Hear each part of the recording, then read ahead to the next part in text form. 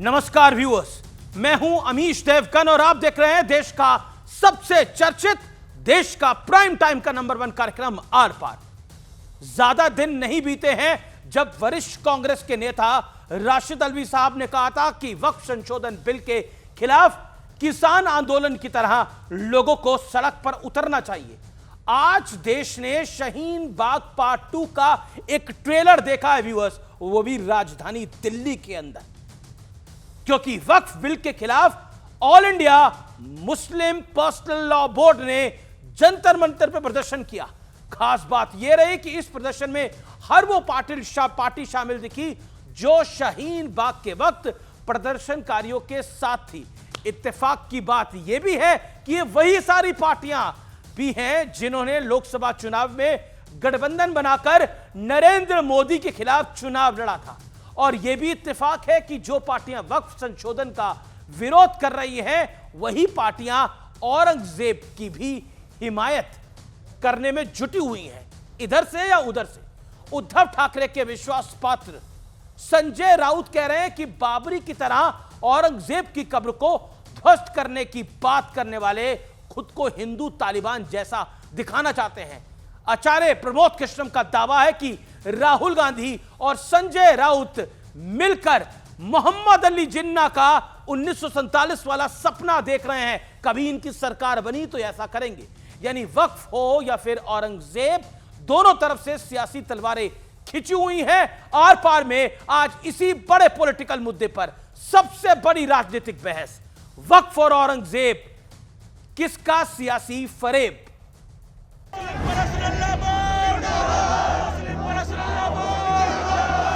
ये दो खबरें आज दिन भर सुर्खियों में रहीं। खास बात यह है कि वक्फ हो या औरंगजेब, दोनों मामलों में समर्थक और विरोधी एक जैसे हैं। ये बिल जबरदस्ती हमारे समाज पे थोपा जा रहा है और नया विवाद एक जन्म दिया जा रहा है देश के अंदर। इस बिल के इंट्रोडक्शन से लेके अब तक लगातार हम लोग पुरजोर विरोध पर हैं। इनकी नीयत खराब है और ये चाहते हैं कि देश में और दूरियां बढ़े दो बड़े समुदायों में। हम इस बिल से सैटिस्फाइड नहीं हैं, संतुष्ट नहीं हैं। कॉन्स्टिट्यूशनली ये बिल वैलिड नहीं है। ये वक्त यकजहती दिखाने का है, एकजुटता दिखाने का है, और अगर एकजुट नहीं होंगे तो निश्चित रूप से जान लीजिए नुकसान होगा। लोगों के मन में गुमराह किया जा रहा है, सरकार के प्रति केवल एक विरोध करने के लिए कहा जा रहा है। अगर वो हिंदुस्तान में रहते हैं तो हिंदुस्तान के संविधान को मानना होगा। उधर कई मुस्लिम धर्मगुरुओं ने ही इस विरोध प्रदर्शन की परतें खोलनी शुरू कर दी। शरीयत का और इस्लाम का तो सिर्फ आड़ ले रहे हैं और वो माफियाओं को फायदा पहुंचाने के लिए, माफियाओं को मजबूती देने के लिए इस तरह का काम कर रहे हैं। मुस्लिम पर्सनल बोर्ड शरई मामलात से भटक गया। बोर्ड को पॉलिटिकल पार्टियों ने हाईजैक कर लिया है। इस बीच महाराष्ट्र में औरंगजेब के नाम पर बड़ा सियासी तूफान खड़ा हुआ है। औरंगजेब कधी हजला पण गेला नाही आणि हा क्रूर शासक होता। आज देवेंद्र फडणवीस तेवढेच क्रूर आहेत। औरंगजेब आणि देवेंद्र फडणवीस यांचा कारभार एक सारखा है। छत्रपति शिवाजी महाराज ने औरंगजेब से इतना बड़ा युद्ध किया है, मराठाओं ने। शौर्य का प्रतीक है, शौर्य का प्रतीक कभी टूटना नहीं चाहिए। तर या महाराष्ट्रामध्ये औरंगजेबाच्या कबरीचं महिमा मंडन होऊ देणार नाही प्रयत्न केला तर तो प्रयत्न त्याच ठिकाणी चिरडून टाकण्याचं काम। भारत को तोड़ने का एक ख्वाब मोहम्मद अली जिन्ना ने देखा था। संजय राउत राहुल गांधी जी के साथ मिलकर इस देश को तोड़ने की साजिश कर रहे हैं। उधर श्री कृष्ण जन्मभूमि संघर्ष न्यास के अध्यक्ष दिनेश शर्मा ने इनाम का ऐलान किया है। जो भी हिंदू वीर योद्धा उस मुगल शासक औरंगजेब की कब्र पर बुलडोजर चलाएगा, उसको श्री कृष्ण जन्मभूमि संघर्ष न्यास की तरफ से 21 लाख रुपए का इनाम दिया जाएगा। सवाल है कि क्या औरंगजेब और वक्फ के नाम पर एक बार फिर डर की दुकान खोलने का प्रयास हो रहा है? आज इसी पर होगी देश की सबसे बड़ी बहस, वक्फ और औरंगजेब किसका सियासी फरेब। और अब वक्त है आर पार के सुप्रसिद्ध विश्लेषण का। ये नजर डाल लेते हैं एक एक करके वक्फ और औरंगजेब पर सियासी जुगलबंदी का विश्लेषण। वक्फ संशोधन बिल और औरंगजेब, इमरान प्रतापगढ़ी। वक्फ के मुद्दे पर यह सरकार तानाशाही पर आमादा है, ये कांग्रेस के नेता हैं और सांसद हैं। ये भी कांग्रेस के नेता हैं और सांसद हैं इमरान मसूद। औरंगजेब के दौर में भारत की जीडीपी दुनिया के टॉप पर थी, ये लिख रहे हैं महाराज। आइए बढ़ते हैं आगे। अगला चेहरा समाजवादी पार्टी, धर्मेंद्र यादव। वक्फ बिल के खिलाफ समाजवादी पार्टी अखिलेश यादव के नेतृत्व में आखिरी सांस तक लड़ेगी। और भी बहुत कुछ बोले धर्मेंद्र यादव। अबू आजमी, औरंगजेब महान थे, उनके राज में भारत सोने की चिड़िया बना। यह भी इमरान मसूद से थोड़ा मिलता जुलता ही है। आइए मैं बढ़ता हूं आगे। अब ओवैसी की पार्टी, बिल का मकसद मस्जिद दरगाह पर कब्जा करना है। बड़े ओवैसी कहते हैं, छोटा ओवैसी कहता है औरंगजेब की कब्र पर इन्होंने चादर चढ़ाई थी और फातिया पढ़ के आए थे। आइए मैं बढ़ता हूं आगे। अब एनसीपी, शरद पवार वक्फ पर नए बिल को पास किसी कीमत पे नहीं होने देंगे। उनकी सपुत्री सुप्रिया सूले राजनीतिक दलों को इस मुद्दे से दूर रहना चाहिए, सीधे तौर पे कह रही हैं। आइए बढ़ते हैं आगे। शिवसेना उद्धव गुट, अरविंद सावंत, राजनीति के लिए लाया गया बिल, मुसलमानों को न्याय से नहीं मिलेगा, वक्फ पर कहते हैं। और संजय राउत, कब्र की बात करने वाले खुद को हिंदू तालिबान दिखाना चाहते हैं। यानी कुल मिलाकर ये कब्र को हटाने के ना पक्ष में दिख रहे हैं। आइए मैं बढ़ता हूं आगे। और अब बड़ा सवाल, क्या वोट बैंक के लिए सही को गलत, दोबारा सुनिए, वोट बैंक के लिए सही को गलत और गलत को सही बताने की एक बड़ी कोशिश है। मेरे साथ आज की इस चर्चा में कौन कौन जुड़ा है, आइए परिचय करा देते हैं। मेरे साथ आज की इस चर्चा में नदवी साहब हैं, मेंबर ऑफ पार्लियामेंट हैं समाजवादी पार्टी के। मेरे साथ अमीर जमई हैं इस चर्चा के अंदर, समाजवादी पार्टी के वरिष्ठ नेता हैं और साथ ही साथ प्रवक्ता भी हैं। मेरे साथ डॉक्टर अजय आलोक हैं, प्रवक्ता भारतीय जनता पार्टी के। निकत अब्बास हैं, प्रवक्ता कांग्रेस पार्टी की। आप तमाम, और शोएब जमई हैं मेरे साथ, प्रवक्ता भी हैं और दिल्ली स्टेट प्रेसिडेंट हैं। आप तमाम लोगों का स्वागत है। अजय आलोक, हर कीमत पर वक्फ को रोकेगा विपक्ष, चाहे वो शरद राव पवार की पार्टी हो, चाहे वो कांग्रेस हो और चाहे वो समाजवादी पार्टी हो। देखिए, आपके दर्शकों को हमेशा ये वक्फ को ये कितना रोकेंगे, वो पार्लियामेंट में आएगा, पार्लियामेंट में इस पे वोटिंग होगी, देखा जाएगा ये रोक पाते हैं कि नहीं, वो अलग बात है। लेकिन आपके दर्शकों को एक बात समझनी बहुत ज़रूरी है। बाबा साहब के बनाए हुए संविधान, जिसकी ये लोग रोज कसम खाते हैं, ठक ठक खटखट खटखट करते हैं, बाबा साहब के एक संविधान कॉन्स्टिट्यूशन में वक्फ एक्ट का कहीं जिक्र ही नहीं था। वक्फ एक्ट जब 1954 बनाया गया तो इसका तर्क दिया गया कि जो मुसलमान अपनी संपत्ति छोड़ के पाकिस्तान चले गए हैं, उनकी संपत्ति वक्फ हो देंगे ताकि उससे गरीब पिछड़ों मुसलमानों का ये किया है। और इसलिए ये एक्ट बनाया गया, जो कि आर्टिकल 15, 16, 29 का संपूर्ण उल्लंघन है। क्योंकि जब आप एक माइनॉरिटी के लिए एक्ट बना रहे हैं तो बाकी माइनॉरिटीज को आप कैसे छोड़ दीजिएगा। खैर चलिए, 1954 में कांग्रेस के अंदर ही बहुत विद्रोह हुआ, उसके बाद दोबारा एक्ट लाया गया 1955 में, उसके बाद फिर 64 में आप मुसलमानों के साथ अन्याय करना चाहते हैं, लाइन ये है। 20 सेकंड में इसका जवाब, आप मुसलमानों के साथ अन्याय करना चाहते हैं, लाइन ये है सीधी। हम क्यों अन्याय करेंगे? मैं तो लिखित बोल रहा हूं कि देश के तथाकथित 200 मुसलमान नेता वक्फ की जमीनों पे कुंडली मार के बैठ गए। और मेरी रिपोर्ट नहीं है, कर्नाटका अल्पसंख्यक आयोग की रिपोर्ट है, जिसने कहा कि 59 एकड़ जमीन को वक्फ बोर्ड ने कमर्शियल कर दिया, उस पर मॉल बना के मुस्लिम नेता घूम रहे हैं। असदुद्दीन ओवैसी पे आरोप है कि 3000 करोड़ से ज्यादा वक्फ की जमीन लेके बैठे हुए हैं। आम मुसलमानों, गरीब मुसलमानों को फायदा कहां हुआ? यहां अन्याय दूर करने की बात है, इसको पारदर्शी बनाने की जरूरत है। आप ये देखिए कि एक राम मंदिर बनता है, 2100 करोड़ में राम मंदिर बना, राम मंदिर 500 करोड़ टैक्स दे रहा है, सिर्फ जीएसटी या बाकी सब चीज मिला के। वक्फ की सालाना इनकम जो आ जाए वो 1.25 करोड़ भी नहीं है, तो सरकार ऐसी क्या छोड़ दे? अरे किसी चीज को पारदर्शिता लाने की जरूरत है कि नहीं है, इसलिए तो लाया गया है। इसमें दिक्कत उन्हीं लोग को हो रही है जो वक्फ की जमीन कब्जा करके बैठे हुए हैं, बाकी किसी को दिक्कत नहीं हो रही है। आम मुसलमान को वक्फ से 1 पैसे की फायदा ही नहीं है।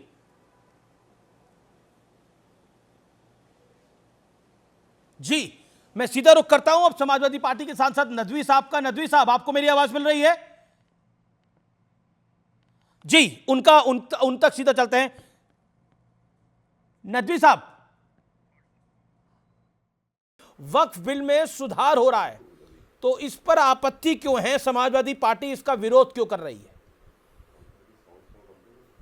देखिए, सुधार तब होता जब कोई सुधार की उसमें बात होती। सबसे पहले तो ये हुआ कि वक्फ जो ये बिल लाया गया, जिन लोगों ने इसका ड्राफ्ट किया, कोई भी बिल लाया जाता है किसी कम्युनिटी के ताल्लुक से, तो उसके जो धर्म से रिलेटेड चीज़ें हैं, जो परंपराएं हैं, जो कानून है, जो रीति रिवाज होते हैं, सब चीज़ों को ध्यान में रख करके लाया जाता है। जब ये बिल लाया गया तो कोई भी इसमें इस्लामिक स्कॉलर या कोई जो है वो उसका जानकार इस्लामिक कानून का कोई इसमें नहीं था, नंबर 1। दूसरे, जो पुराना पहला वक्फ कानून था जी, उसको और कमजोर कर दिया गया। वैसे मिसाल के तौर पर जो लोग काबिज थे, आवश्यकता क्या है? जो मेरा सजा पॉइंट थी ये है नदवी साहब, मेरा पॉइंट ये है कि वक्फ के कानून की आवश्यकता क्या है? वक्फ के कानून की आवश्यकता इसलिए है कि आर्टिकल 26 ने हर कम्युनिटी, हर समुदाय को अपने कल्चर और तहजीब के साथ मुल्क में रहने की इजाज़त दी है। तो इसलिए वक्फ का जो बिल है, वक्फ का जो पुराने दौर से चला आ रहा है, सैकड़ों साल से चला आ रहा है, और उसको तमाम उससे पहली सरकारों ने भी इस चीज को माना है कि भाई हर एक समुदाय को अपने उसके साथ रहने की इजाजत तो है। आप कह रहे हैं सैकड़ों साल से चला आ रहा है, लेकिन जब संविधान के निर्माताओं, सैकड़ों साल की तो बात नहीं है, ये तो आजादी के बाद इसमें बदलाव होते रहे, और आजादी के बाद नदवी साहब, मेरा पॉइंट ये है कि आजादी के बाद इसमें बदलाव होते रहे। कांग्रेस की सरकार जब रही, इसमें उसने अपना वेरिएंट डाला और उससे वक्फ को असीमित अधिकार मिल गए। नहीं, असीमित अधिकार क्या मिल गया, आप मुझे बताइए। क्या जिस तरह से हिंदू एंडोमेंट में इविक्शन की पावर एंडोमेंट को हासिल है, वो क्या वक्फ बोर्ड को हासिल थी? आप बताइए मुझे। क्या जो हिंदू एंडोमेंट है उसमें नॉन मुस्लिम को अलाउ करेंगे आप? नदवी साहब, पूरी माजरत के साथ जो 2 कानून कैसे चलेंगे? नहीं, नदवी साहब एक बात बताइए ना, पूरी माजरत के साथ इस देश के अंदर रेलवे और आर्मी के बाद किसकी जमीन है? वक्फ के पास जमीन है कि नहीं? इससे ज्यादा झूठ, सुन लीजिए, इससे ज्यादा झूठा प्रोपेगेंडा कोई और नहीं है। तो बोलिए फिर ये बात, जिस हाई कोर्ट ने ये बात बोली थी, में हिंदू एंडोमेंट के पास कितनी प्रॉपर्टियां हैं? ये सिर्फ क्या है कि अगर 20 दुकानें हैं तो उनको 20 प्रॉपर्टियां शुमार कर लिया गया है। बिल्कुल, वरना तो वक्फ की जमीन ही क्या भाई, जहां भी कहीं किसी भी, अरे मैं तो जमीन के दायरे की बात कर रहा हूं सर, मैं तो जमीन की बात कर रहा हूं। जितनी रेलवे के पास जमीन है नदवी साहब, जितनी जमीन रेलवे के पास है, जितनी झूठा प्रोपेगेंडा इसकी नहीं प्रोपेगेंडा तो ये जो जब ये हाई कोर्ट ने निर्णय दिया था, जब हाई कोर्ट ने टिप्पणी करी थी, तो बोलिए हाई कोर्ट झूठा है। आप कह रहे हैं हाई कोर्ट झूठा है? नहीं, हाई कोर्ट ने कभी नहीं कहा कि वक्फ की तीसरी प्रॉपर्टी जो है वक्फ की है, कभी नहीं कहा। ये आप गलत कह रहे हैं। नहीं, मैं गलत नहीं कह रहा, आप चेक कर लीजिए, मैं आपको डेट और टाइम भी बता सकता हूं कब का हाई कोर्ट। नहीं, आपकी मालूमात ठीक नहीं है, पहले अपनी मालूमात सही करिए, उसके बाद मेरी मालूम। Thank you. नहीं, अब आप उठ रहे हैं। आंध्र प्रदेश हाई कोर्ट ने ये बात बोली थी, आपकी जानकारी के लिए। आप इंटरव्यू छोड़ के मत जाइए, मेरा निवेदन है आपसे, इंटरव्यू छोड़ के मत जाइए, उससे कुछ फायदा नहीं होगा। ये तो सवाल पूछा आपसे मैंने। तो आपने सुना अभी कुछ देर पहले, ये इंटरव्यू में थे और क्या बात बोल रहे थे आपके सामने, और बीच में छोड़ के चले गए। 2009 में सीधे तौर पर आंध्र प्रदेश उच्च न्यायालय ने बोला था कि अगर किसी के पास जमीन है आर्मी के बाद, अगर किसी के पास जमीन है आर्मी के बाद और रेलवे के बाद, तो वो वक्फ बोर्ड है। 2009 की मैं बात कर रहा हूं, और ये उल्लेखनीय टिप्पणी थी हाई कोर्ट की 2009 के अंदर, आंध्र प्रदेश हाई कोर्ट की, और उसको हम डिनाई करने पर उतारू हैं। अमीक जमई, क्या इसको डिनाई करा जा सकता है कि वक्फ के पास बेशुमार संपत्ति है? और 2009 की आंध्र प्रदेश हाई कोर्ट की टिप्पणी।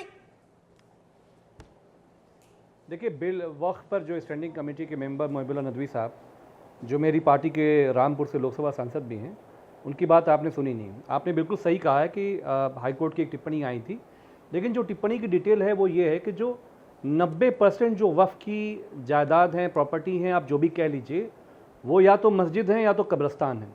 जैसे मेरे लखनऊ में ऐशबाग कब्रस्तान है, मैं अगर उस ज़मीन का दायरा, अगर मैं पैसे की मैं निकालूं कि उसमें कितनी कीमत की ज़मीन होगी, तो मैं कहूँगा कि 500 करोड़ की ज़मीन है।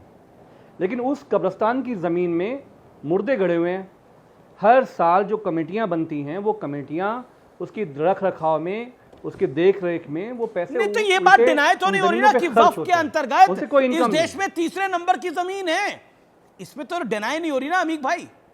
नहीं, मैं आपसे क्या कह रहा हूँ, मैं आपसे यही कह रहा हूं, आपकी अमीश देवगन जी, आपकी ही बात पे मेरे नेता आदरणीय अखिलेश यादव जी ने भारत की संसद में कहा था कि सरकार की जो निगाहें हैं रेलवे और डिफेंस के बाद मुसलमानों की वक्फ पे ज़मीनों पर है, क्योंकि ज़मीनें कम हैं भारत के अंदर, ज़मीनें बिल्डरों को देनी है, अपने मित्रों को देनी है, तो ज़मीन को कैसे कब्जा किया जाए, संशोधन करके एक ऐसा कानून, एक ऐसा कानून, नहीं मेरी बात 30 सेकंड, देखिए एक बात समझिए, जब कोई भी बिल बनती है तो आम सहमति से बनती है, भारत की संसद की सहमति ना, उसके स्टैंडिंग कमेटी के मेंबर खुश हैं। जगदम्बिका पाल जी लखनऊ आए, उन सारी कमिटीज में मैं भी शामिल था, आपको मालूम है जितने कमिटीज मुसलमानों की तरफ से शामिल थी डेलीगेशन में, जगदम्बिका पाल जी कमेटी ने एक भी बात को एक्सेप्ट नहीं किया, वही किया जो बिरला जी चाहते थे और मोदी जी चाहते थे। तो ये बिल तो सरकार का बिल है, भारत के लोगों का बिल नहीं है, भारत के मुसलमानों का बिल नहीं है, और ये मोस्ट कंट्रोवर्शियल बिल है। जैसे कृषि बिल कृषि बिल के खिलाफ लोग खड़े हुए तो कहा साहब वो खालिस्तानी खड़े हो गए, अब मुसलमान खड़े हो गए, शाहीन बाग खड़े हो गए। अमित भाई सुनिए ना, अमित भाई सुनिए, मैं बस आपको ये बताना चाहता हूं कि हम तो इस बिल में संशोधन करके इसमें जो असीमित शक्तियां दी गई हैं वो सब कंट्रोल करके इसमें एक ऑडिट की व्यवस्था करना चाहते हैं, ताकि गरीब और मुसलमान लोगों, महिलाओं को सबको लाभ हो सके। लेकिन अगर आप संविधान की बात कर रहे हैं अमित भाई, तो अब ये संविधान सम्मत ये एक्ट ही नहीं है, यह एक्ट ही नहीं है। 150 से ज्यादा PIL फाइल्ड है सुप्रीम कोर्ट और हाई कोर्ट में, जिसपे कभी भी निर्णय आ सकता है। ये कॉन्स्टिट्यूशन में है ही नहीं। बाबा साहब भीमराव अंबेडकर जी ने हमें जो संविधान दिया था उसमें वक्फ एक्ट नहीं था, क्योंकि ये वक्फ एक्ट गवर्न होता है, इसका लीगल फ्रेमवर्क है मुस्लिम लॉज के थ्रू। भारत में मुस्लिम लॉ कैसे चलेगा, शरिया कैसे चलेगा? इसीलिए बाबा साहब ने इसको कभी कॉन्स्टिट्यूशन में रखा ही नहीं। लेकिन अब जब चूंकि ये बन गया, 70 साल से चला आ रहा, तो इसकी विसंगतियों को दूर करना जरूरी है। अब बताइए, पावर ऑफ एंडोरमेंट एक्ट था इसमें कि जितना जो भी संपत्ति एक बार मैंने घोषित कर दी है हमारी संपत्ति है। जैसे कल अभी बंगाल में उन्होंने बोला कि ईडन गार्डन वक्फ की संपत्ति है। अब ईडन गार्डन के लोगों को पेपर देके प्रूफ करना पड़ेगा वक्फ के ट्रिब्यूनल में जाके कि भाई ये मेरी संपत्ति है। वक्फ को जब तक रखेगा, मन रखेगा, उसके अपने ट्रिब्यूनल में भेजेगा, ट्रिब्यूनल भी वक्फ का, उसको आप चैलेंज ही नहीं कर सकते हैं। तो ये सब चीजें सही करने की जरूरत है कि नहीं है? यही सब तो किया गया है, इसमें दिक्कत क्या है? अमीश जी पहले था कि हम महिलाओं को भी उसमें अधिकार दे रहे हैं, हम सांसदों को भी अधिकार दे रहे हैं कि आप आइए इधर आइए। अमित भाई, औरंगजेब हो, वक्फ हो, ये लाइन एंड लेंथ सेम क्यों है? देखिए औरंगजेब से लेके वक्त तक लाइन एंड लेंथ सेम क्यों है? देखिए अजय आलोक भाई अमेंडमेंट की बात कह रहे हैं, पूरे देश के जितने भी कानून हैं हर चीज में अच्छे अमेंडमेंट होते हैं। हमारा ये कहना है कि आप अच्छे अमेंडमेंट करिए। अब हमारे आदरणीय मुख्यमंत्री योगी आदित्यनाथ जी कहते हैं कि 1952 का जो 1359 का जो फसली है उससे मिलान करेंगे और जो ज़मीनें मैच होंगी वो वक्फ की, जो मैच नहीं होंगी वो वक्फ की नहीं है।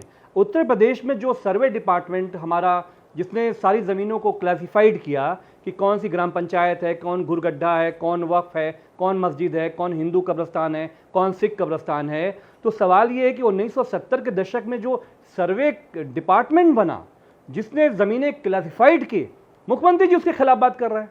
आप ये बताइए कि अभी बिल तो देश में लागू नहीं हुआ, हमारे आदरणीय मुख्यमंत्री जी ने एक नया सर्वे करा के बता दिया कि 90% जो मस्जिदें हैं उत्तर प्रदेश के अंदर, फैज खान ये कोई बात हो गई? फैज खान जी बिस्मिल्लाहिर्रहमानिर्रहीम रब्बिश रहली सदरी व यसिरली अमरी वहलुल उक़दतन मिन लिसानी यफ़क़हू क़ौली। देखिए अमीश भाई, जहाँ तक ये बात कर रहे हैं ये केवल भड़काने वाली बातें हैं। ये रेगुलेट किया जा रहा है, फिर से मैं कह रहा हूँ, ये किसी भी तरह से खत्म करने का कोई प्रावधान नहीं, यानी कि डिमोलिश नहीं किया जाएगा।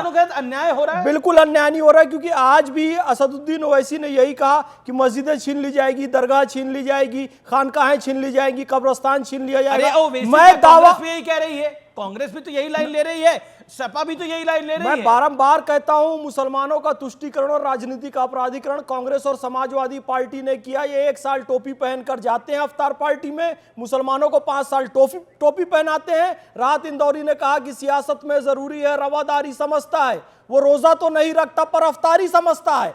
50 साल तक तुष्टीकरण करके सच्चर कमेटी की रिपोर्ट लाते हैं कि मुसलमान शिक्षा में सबसे पीछे, सैनिटेशन में सबसे पीछे, आर्थिक स्थिति में सबसे पीछे। भाई तो तुम्ही ने तो किया, तुम्ही ने तो मुसलमानों के हालत ये की, और आज भी मुसलमानों को भड़का रहे, उनको पढ़ने लिखने, कोई प्रॉपर्टी नहीं छीनी जा रही है, मुसलमानों के साथ अत्याचार नहीं हो रहा है, बल्कि किरण रिजिजू जी ने संसद में यह स्पेसिफाई किया है कि आज एक बौद्ध को मना किया जा रहा है वक्फ पर बोलने के लिए, लेकिन एक बौद्ध यह सुनिश्चित करता है मुस्लिमों को उनका पूरा अधिकार मिलेगा, वक्फ का एक भी पैसा मुसलमानों के अतिरिक्त इधर उधर नहीं जाएगा, उनको पूरा अधिकार मिलेगा। मां बहनों को जो हक मिलना था, जो हॉस्पिटल बनने थे, जो विद्यालय बनने थे, जो अब तक नहीं बने, वो पूरा होगा। अच्छा, मेरा आपने बोला, मेरे साथ इस चर्चा के अंदर शोएब जमई भी हैं जो कि दिल्ली प्रदेश अध्यक्ष हैं AIMIM के। मैं उनका रुख करता हूं, ये क्यों इतना हल्ला मचाने की आवश्यकता है और ये कहने की जरूरत है कि मस्जिदें छीन ली जाएंगी? ये डर का माहौल क्यों? मस्जिद दरगाह पे कब्जा करना चाहते हैं, ये डर का माहौल क्यों? देखिए, जो हमारे पैनलिस्ट हैं इसमें, मैं उनसे आशा करता हूं कि वो थोड़ा सा पढ़ें और पढ़ने के बाद उनको समझ में आएगा ये जो वक्फ के अमेंडमेंट का जो बिल अभी जो ड्राफ्ट आपने देखा है, उस ड्राफ्ट को पढ़िए। थोड़ा पढ़ने के बाद आपको अंदाज़ा लगेगा कि वक्फ बाय यूज़र क्या है। अब मैं इनसे पूछ दूं अगर वक्फ बाय यूज़र क्या है तो कुछ नहीं पता होगा। आप सब पता है, ये नहीं है, उनको 40 सेकंड बोलने दीजिए। 150 पेज की पुस्तक लिखी है हम लोगों ने, नाम है respect to Islam and gift for Muslim, Waqf bill 2024। एक सेकंड, वो पहले बोले। वक्फ बाय यूज़र क्या होता है? अगर उसमें हम 1995 के एक्ट से जो है अगर उसमें अमेंडमेंट करते हैं तो क्या उसका असर पड़ेगा? Waqf by user the religious structure और the religious place which has been use from the time immemorial. अब इस देश में हज़ारों मंदिर हैं, हज़ारों गिरजाघर हैं और हज़ारों दूसरे धर्मस्थल हैं जो टाइम इमेमोरियल से इस्तेमाल में होते आ रहे हैं। उसी तरह वक्फ के नाम पर कई सारी सैकड़ों जो है मस्जिदें हैं, कब्रिस्तान हैं जो टाइम इमेमोरियल से यूज़ होती जा रही है। जिसको वक्फ किया गया, आप उसको कैसे रेगुलराइज करेंगे? उन मंदिरों के कागज़ लेके आप आएंगे जो यहाँ से DDA के ज़मीन पे बनी है, पार्क पे बनी है और यहाँ से पुलिस स्टेशन पे बनी है या सड़क के किनारे बनी है, कैसे रेगुलराइज करेंगे? उसी तरह आप वक्फ में जो वक्फ बाय यूज़र जो यहाँ से इसको ये अमेंड कर रहे हैं, यही तो सबसे बड़ा खतरनाक है। इससे कोई बड़ा धन्ना सेठ या कोई वक्फ के ठीक है, ओके, जवाब फैज़ खान जवाब। जिन मस्जिदों में गरीब आदमी जिन मस्जिदों में गरीब आदमी यहाँ से जाता है नमाज पढ़ने, उसमें फर्क पड़ा। सुन लीजिए, 20 सेकंड में मैं अपनी बात कंप्लीट कर लूं ताकि जनता को मालूम चले कि आज हम लोग जंतर मंतर क्यों गए थे। मैं भी गया था जंतर मंतर और बैरिस्टर ओवैसी साहब के साथ शाना बनाना हमने भी इस पर एहतजाज किया। इसलिए ये कि जिस वक्फ बाय यूज़र के थ्रू हमारा गरीब आदमी की मस्जिद, आम आदमी के कब्रिस्तान और आम आदमी की दरगाहें वहाँ पे मौजूद हैं, वक्फ के जरिए से ऑलरेडी पहले से ही टाइम इमेमोरियल से उन पर एक सेकंड शोएब जमई नहीं सुनना पड़ेगा। शोएब जमई, कभी औरंगजेब के नाम के कसीदे, कभी वक्फ के नाम पर गुमराह करना, ये दुकान कब तक जारी रहेगी? कभी औरंगजेब के नाम के कसीदे, कभी वक्फ के नाम पे गुमराह करना, ये कब तक ये डर की दुकान कब तक जारी रहेगी? कभी बताइए ना। ये कभी पढ़ लिख लीजिए। जेपीसी की जो कमेटी बैठी थी उसमें तमाम अपोजिशन पार्टीज के एमपीज और तमाम इंडिया के मुसलमानों ने एतराज जताया। डिसेंट नोट आपने पार्लियामेंट में, यहाँ से पार्लियामेंट में टेबल नहीं होने दिया आपने डिसेंट नोट को। फिर कैसा समाज के हित की बात कर रहे हैं? लॉजिकल बात। औरंगजेब के कसीदे, वक्फ के नाम पर मुसलमानों को डराना, दुकान यही है, धंधा यही है। बिल्कुल, दुकान यही है, इनका धंधा यही है। शाहीन बाग के नाम पर पहले चंदा खाया, जंतर मंतर पर जाकर चंदा खाना चाहते हैं। औरंगजेब के नाम पे, वक्फ के नाम पर, और बार बार कह रहा है किसी की शिक्षा पर प्रश्न चिन्ह आप नहीं लगाइए। बैठे हैं, सारी डिग्री डिप्लोमा लेकर बैठे हैं, एमफिल PhD करके बैठे हैं। मैं आपको बताऊं, औरंगजेब एक क्रूर कट्टर शासक था जिसने इस देश में मंदिरों को तोड़ा, और इस्लाम कहता है ला इखराफी दीन, दीन के मामले पर कोई जोर जबरदस्ती नहीं हो सकती। उसने काशी विश्वनाथ का मंदिर तोड़ा, उसने मथुरा का मंदिर तोड़ा, उसने हिंदुओं पर जजिया कर लगाया। आज कुंभ में हिंदू जा रहे हैं स्नान करने, औरंगजेब के समझ आता उस पर टैक्स लगता था कि तुम क्यों जा रहे हैं वहां पर स्नान करने। और इस्लाम क्या कहता है कि दीन के मामले में जोर जबरदस्ती ना करो, लकुम दीनकुम वलिय दीन, वो अपने दीन पर, हम अपने दिन पर। लेकिन औरंगजेब ने इस बात को नहीं माना। जो उदार था, सूफी, सरमद हो, दारा शिको हो, उपनिषद को मानने वाले हो, सबको उसने कत्ल किया। तो औरंगजेब के पीछे छुपना बंद कीजिए। और ये वक्फ के नाम पर आप लोगों ने जो धंधा बचा के रखा है, पढ़ लिख कर आपको पता है कि 50 साल पहले आपने उसे किराए पर लिया, 50 रुपए किराया। बड़ी खबर आ रही है, सेकंड ईद के बाद आ सकता है, बड़ी खबर आ रही है, ईद के बाद आ सकता है वक्फ बिल। संसद सत्र के आखिरी हफ्ते में वक्फ बिल आ सकता है, ईद के बाद आ सकता है वक्फ संशोधन बिल। सीधे तौर पर सूत्रों के वाले से बहुत बड़ी खबर है, वक्फ बिल लेकर आएगी सरकार, ईद के बाद आना तय माना जा रहा है वक्फ बिल। यह बहुत बड़ी खबर है और मैं सीधा रुख करता हूं, मेरे साथ निगत अब्बास है। निगत अब्बास, इसके क्या मायने हैं? 50 सेकंड। अमीश भाई, आप 22 मिनट बाद मेरे पास आए, उम्मीद रखती हूँ मुझे अनडिस्टर्ब टाइम दीजिएगा और थोड़े आंकड़े मैं भारतीय जनता पार्टी के बता देती हूँ, क्योंकि 2018 से लेकर 2022 तक 61,885 स्कूल ऐसे हैं जो बंद हो गए। 10 लाख टीचर की पोजीशंस खाली है, ये लोग नौकरी नहीं दे पा रहे, रिक्रूट नहीं कर पा रहे हैं। जो बजट 2013 में एजुकेशन सिस्टम का होता था उसका आधा कर दिया इन्होंने 2024 और 25 का बजट। और इसके अलावा भी बहुत सारी चीजें हैं जिसमें ये लगातार कटौती करते आए, क्योंकि उन्होंने कहा था हर जिला में मेडिकल कॉलेज बनाएंगे। क्यों मैं इसलिए बता रही हूँ, क्योंकि उन्होंने कहा कि सुधार के लिए कर रहे हैं।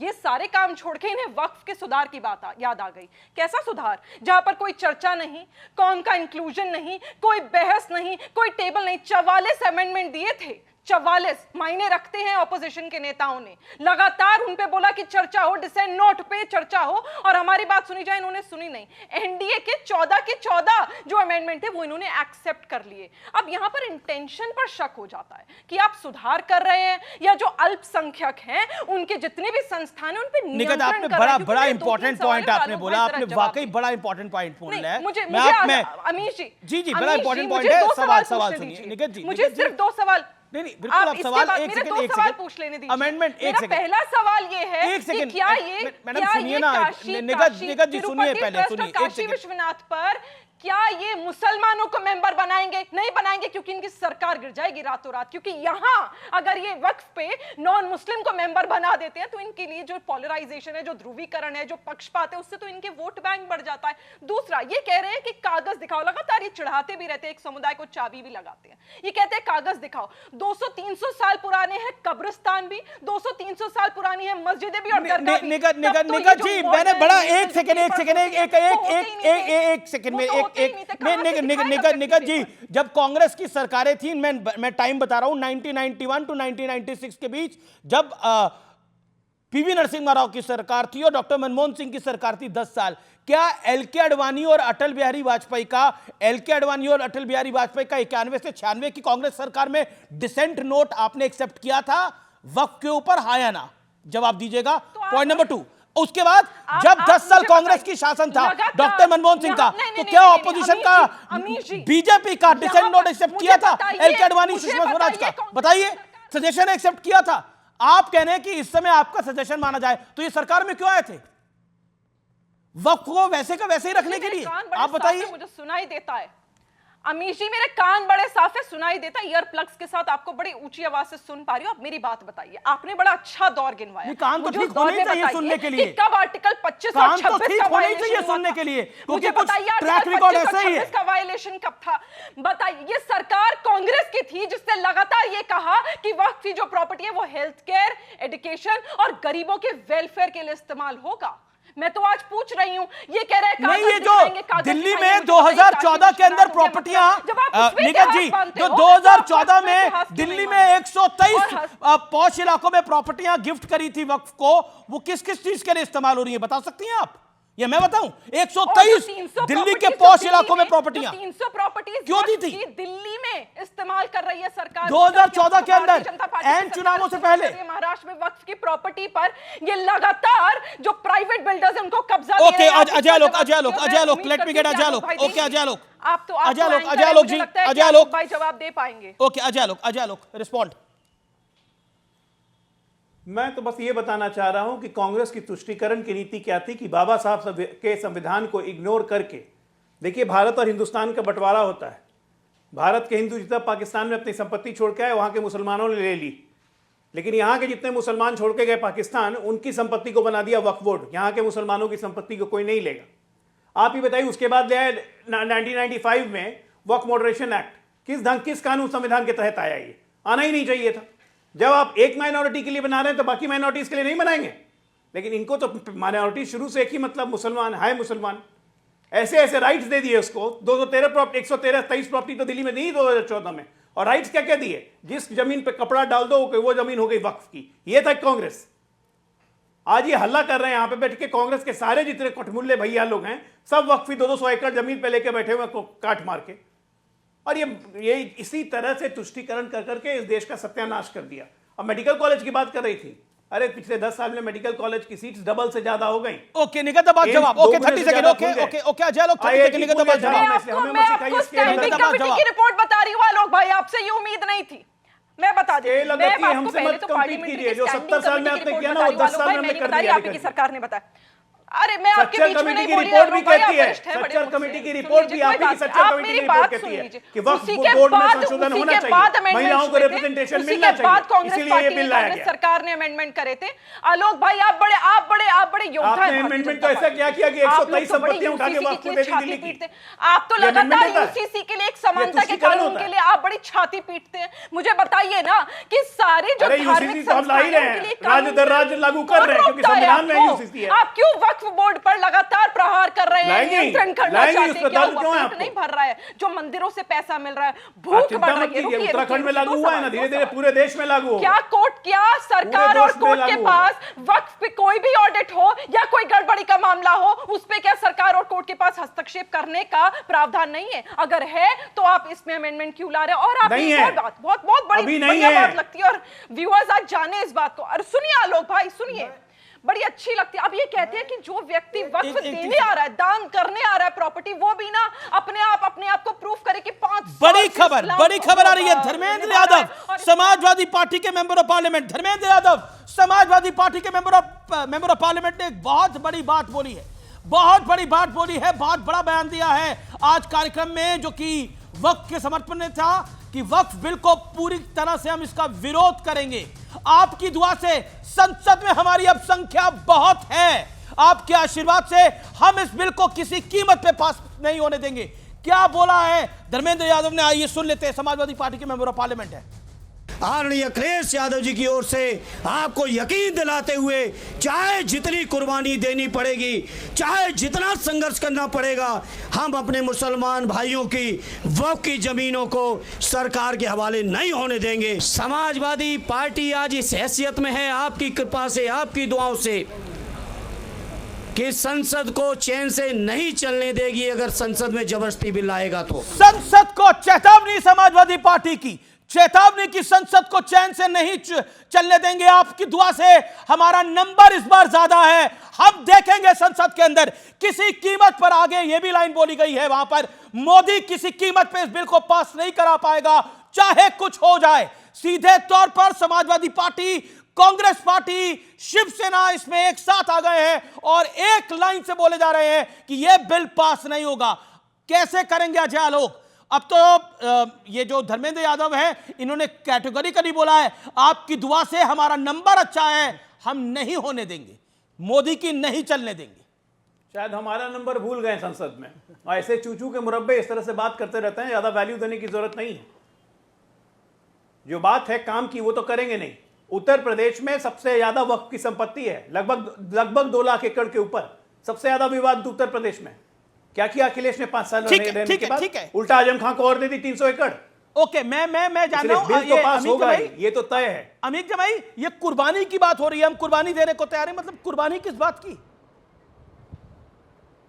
और मुसलमानों की दुआ से आपका नंबर 37 हुआ है, ये तो एक्सेप्ट कर रही है आपकी पार्टी। अब सुन लीजिए, अभी तो प्राइम मिनिस्टर साहब वल्ला वल्ला करके लौट रहे हैं भारत के, वो भी तो मुसलमान ही है ना। देखिए माननीय अखिलेश यादव जी बहुत ही रेडिकली इस बात के अगेंस्ट हैं, चाहे वो कृषि बिल का मामला हो, किसानों के साथ जो विश्वासघात किया केंद्र की सरकार ने, चाहे मुसलमानों के साथ जो कुछ हो रहा है।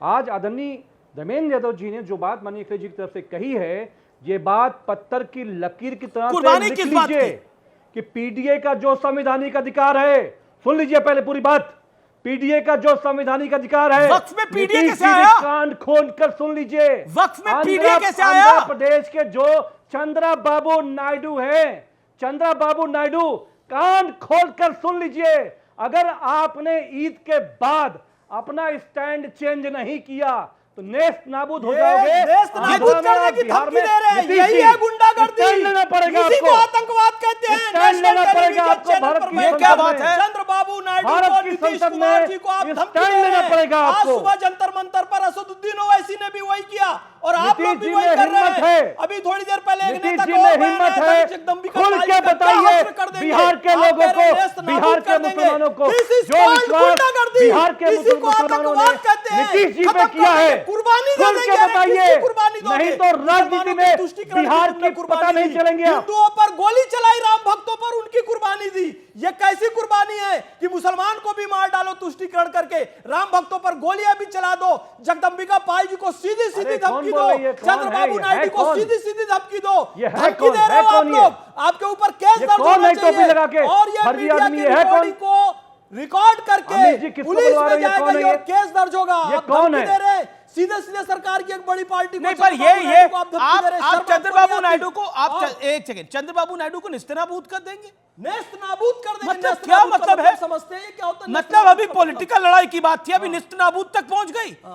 देश की सरकार को अस्थिर करना चाहते हैं, भारत को अस्थिर करना चाहते हैं, चिकन नेक काटेंगे। एक सेकंड देखिए, टॉकबैक भी आपका निकल गया। मतलब चंद्रबाबू नायडू को निस्तेनाबूद कर देंगे। पूरी बात सुनेंगे, पूरी बात ही तो कही आपने। आपको लाइन काम की मिल गई, मेरी पूरी बात सुनेंगे आप? मेरी पूरी बात सुनेंगे जी, मेरी पूरी बात सुनेंगे? 20 सेकंड दीजिए।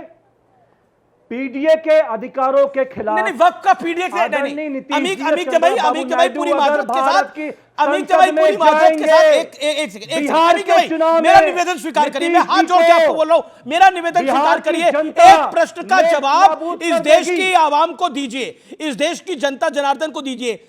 वक्फ की जमीन का पीडीए के साथ क्या लेना देना है? क्या लेना देना पीडीए के साथ? वक्फ के मैटर का पीडीए के साथ क्या लेना देना है बताइए? उन्हीं लोगों की तो जमीन पर कब्जा कर रखा है इन्होंने। अच्छा अमीश भाई, इन्होंने गरीब मुसलमानों की जमीनों पर कब्जा कर रखा है। हम आपके घर में आए, नहीं हम आए मुसलमान, बतौर मुसलमान मैं आपके घर में आया कि तिरुपति बोर्ड में मुसलमानों को मेंबर बनाओ, अयोध्या जी में मेंबर बनाओ। आप कौन होते हैं? आदरणीय नीतीश जी को मुसलमान वोट देता है, इसलिए मैंने कहा चंद्रबाबू नायडू को मुसलमान वोट देता है, चंद्रबाबू नायडू को मुसलमान वोट देता है, इसलिए मैंने कहा है। ईद के बाद भारत की संसद में चंद्रबाबू नायडू ने स्टैंड नहीं लिया, नीतीश जी ने अगर स्टैंड नहीं लिया वक्त के पक्ष में, बिहार की जनता चुनाव में नेस्त नाबूद कर देगी। नहीं, आपने बोला उनको।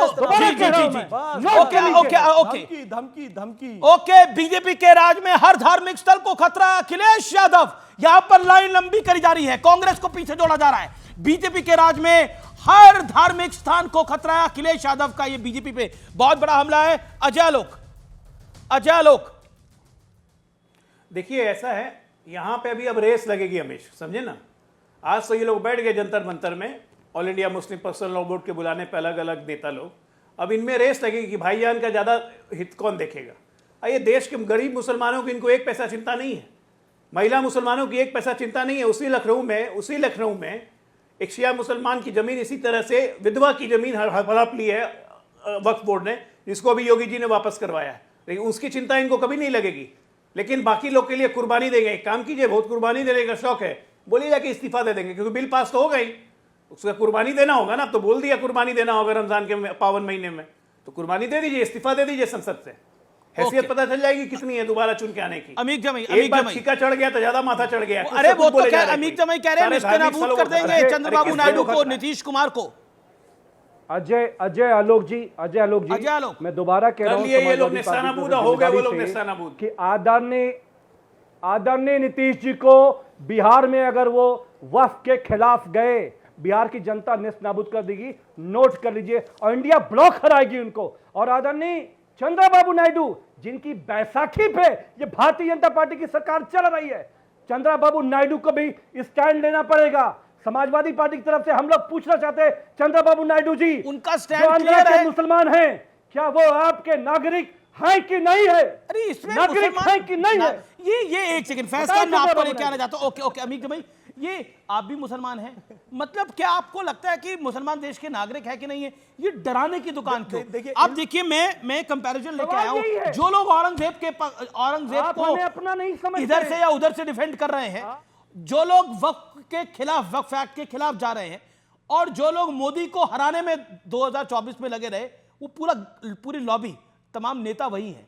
मतलब बयान इधर उधर हो सकते हैं, बाकी सब फ्रेम वही है, सब वही है। इनकी पुरानी पॉलिसी और खास तौर से मुसलमानों को डराने धमकाने की, देखिए ये पूरी लॉबी वही है जो पहले से चली आ रही है। और इनकी एक पॉलिसी ये है कि मुसलमान ला इलाहा इल्लल्लाह मुहम्मदुर रसूलुल्लाह पढ़कर होता है, जो नहीं पढ़ेगा वो मुसलमान नहीं। ये कहते हैं जो बीजेपी का सपोर्ट करेगा, संघ का सपोर्ट करेगा, राष्ट्रवादी बातें करेगा, भारत माता की जय बोलेगा, वो मुसलमान नहीं है। अरे आज के जो धमकियां देगा, शरीर पर बम बांधकर ब्लास्ट कर देगा, वो सच्चा मुसलमान है इनके लिए।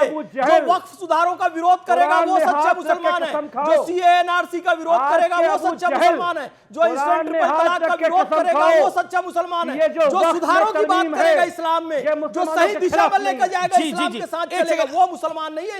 अमीर कुछ कह रहा है, 10 सेकंड अमीर भाई। अरे वक्त के अबू जहल, मेरी बात सुनो।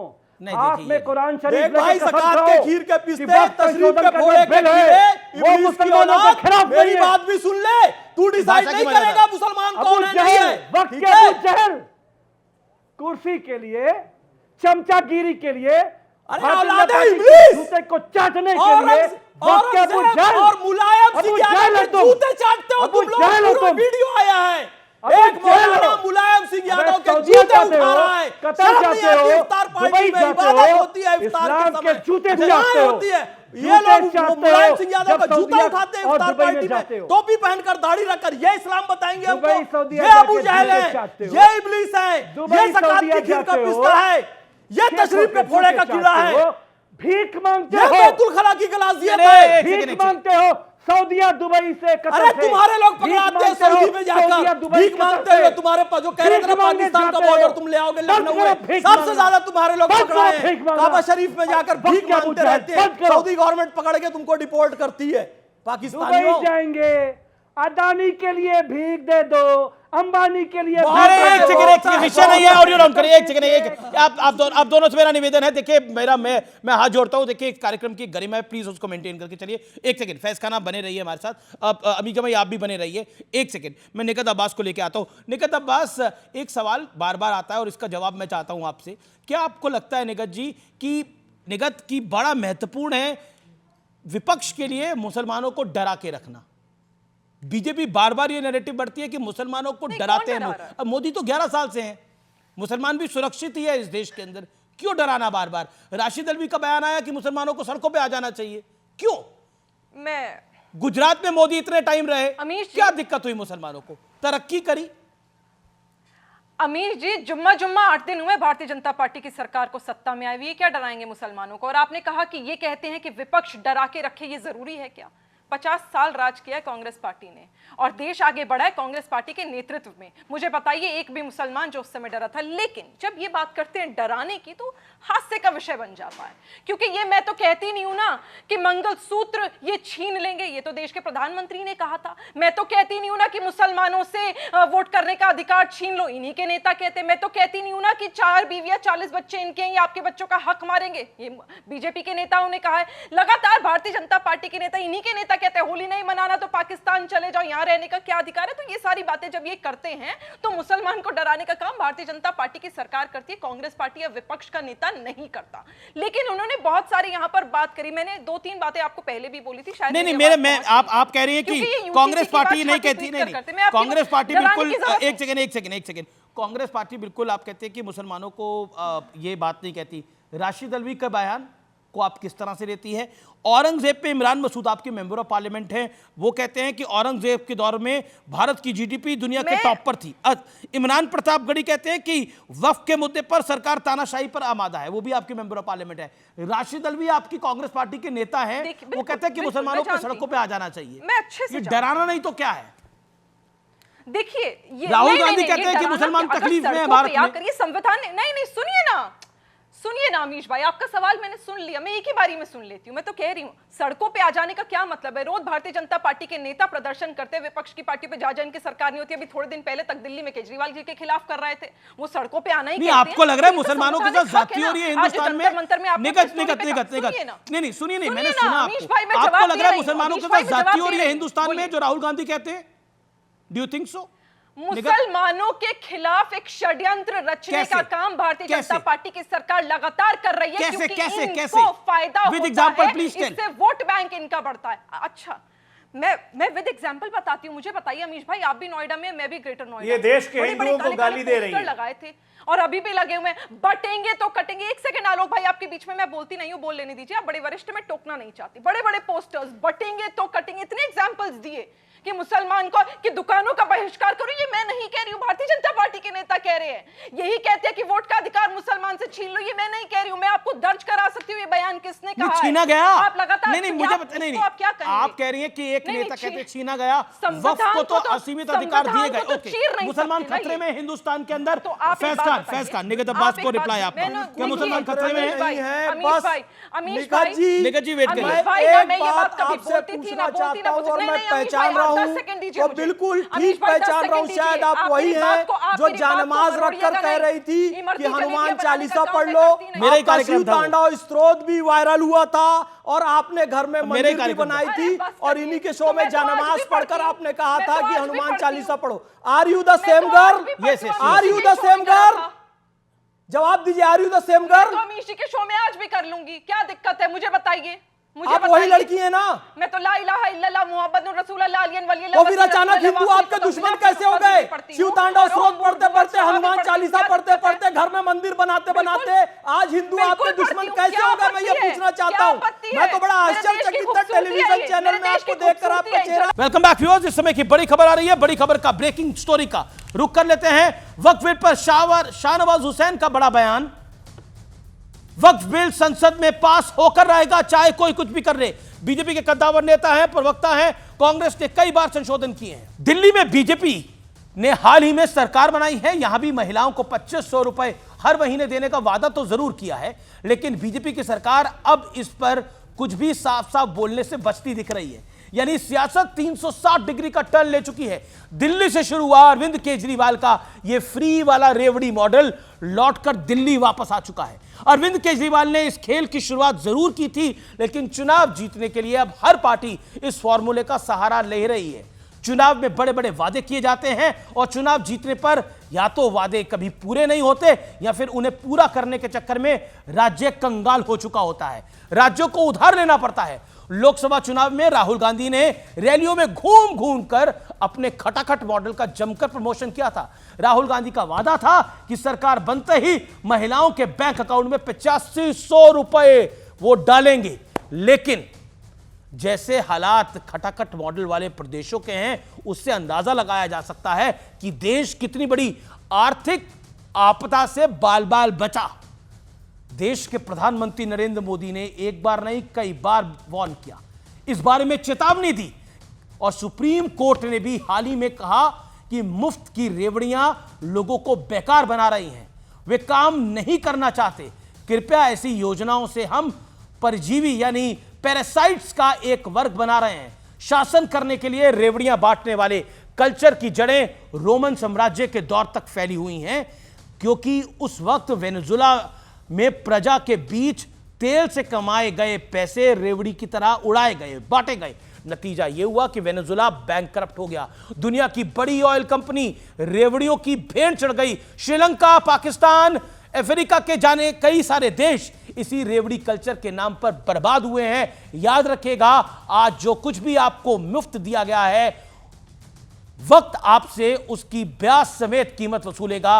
आपके बच्चों को भी कीमत इसकी चुकानी पड़ेगी, आज नहीं कल तो चुकानी पड़ेगी, और यह बड़ा सत्य और तथ्य है व्यूअर्स। अभी आपने कुछ देर पहले देखा धर्मेंद्र यादव का बड़ा बयान, उसको लेकर लगातार बीजेपी रिएक्ट कर रही है। मैं रुक करता हूं निगत अब्बास का। निगत अब्बास, आप और अजय आलोक कांग्रेस पार्टी कह रही है कि बीजेपी अपना वोट बैंक सिद्ध करना चाहती है, डिवाइड एंड रूल करना चाहती है। 30 सेकेंड अजय आलोक, सवाल यह है कि कांग्रेस कह रही है कि बीजेपी डिवाइड एंड रूल करना चाहती है।